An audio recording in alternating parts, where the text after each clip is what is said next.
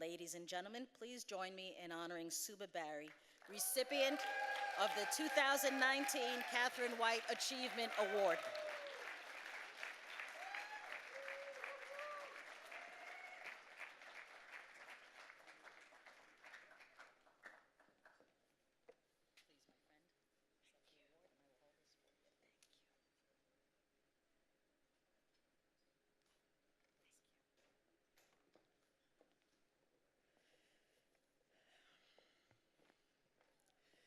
I am deeply honored to receive this award from HeartShare, and I thank you for the recognition. I want to thank my husband, Jim Barry, and my son, Jay Barry, who are here with me, as well as my daughter, Tara, and my mother, Saroja, who are not here, but who also unconditionally have supported me in following my passion to create greater inclusion for all dimensions of diversity, especially for those who are differently abled in the workplace and in our society. I thank my beloved cousin Subhadra, who's here.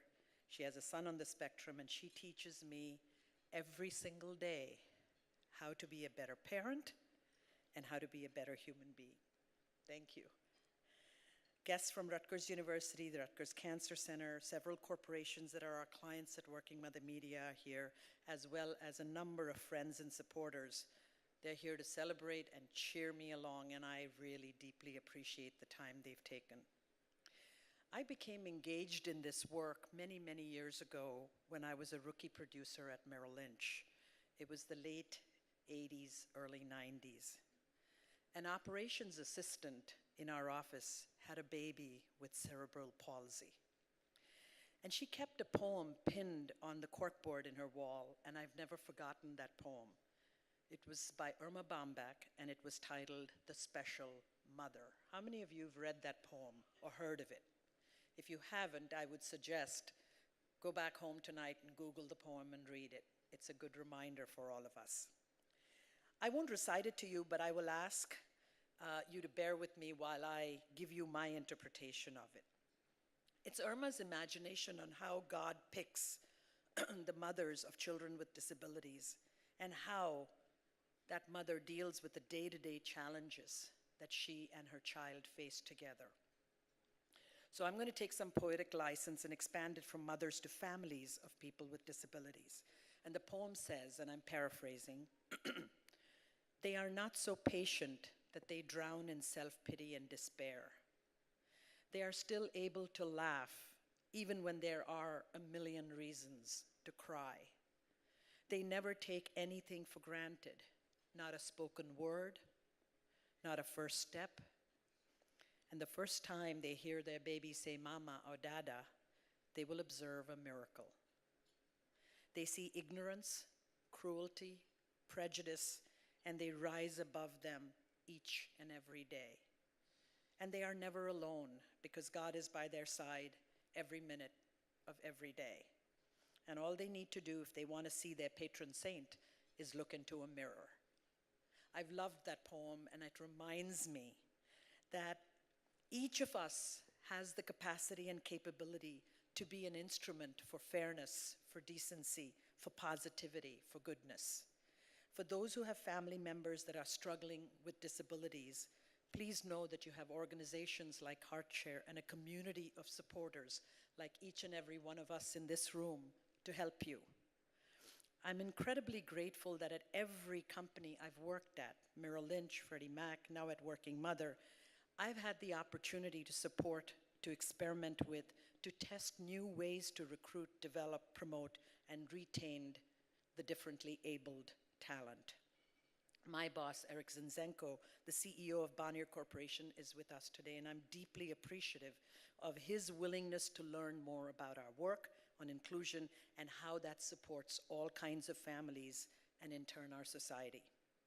When I shared the details about this award with him and my colleagues at Bonnier, he told me that he was deeply moved about how the act of including individuals with disabilities creates such great impact on our client corporations.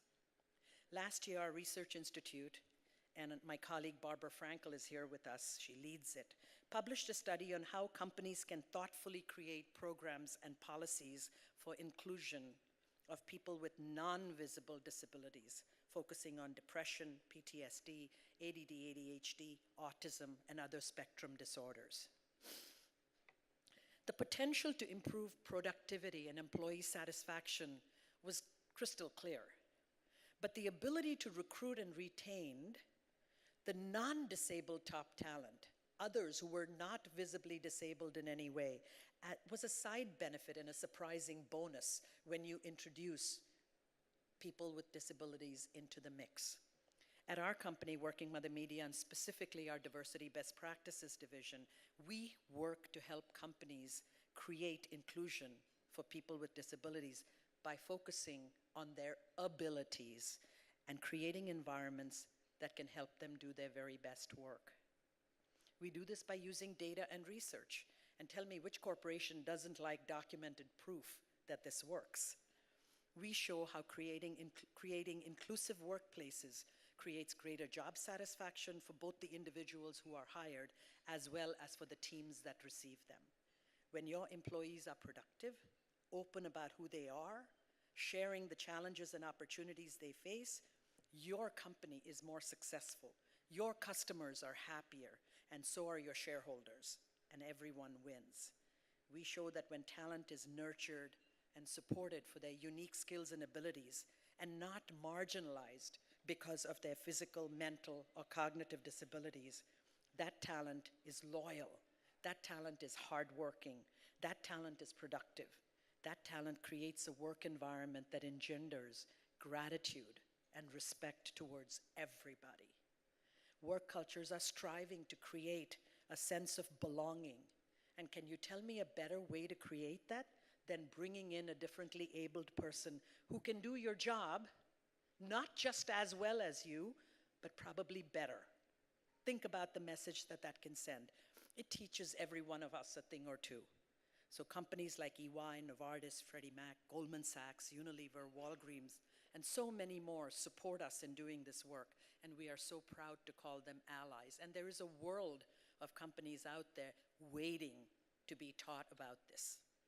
We hope to join you all to create a better world for both the individuals with disabilities and their families. Again, I thank you for this great honor, and I feel so privileged to be here.